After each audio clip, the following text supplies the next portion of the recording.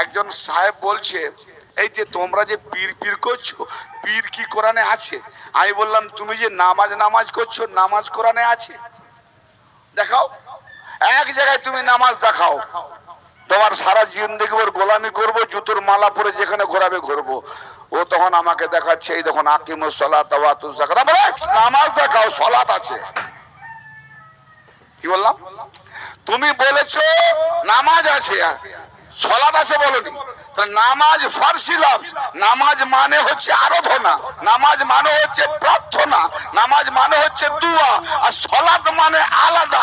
সালাত মানে সংযোগ স্থাপন, সালাত মানে মিলন সেতু, দুটো মানে এক হলো। নামাজ দোয়া চাওয়া হয়,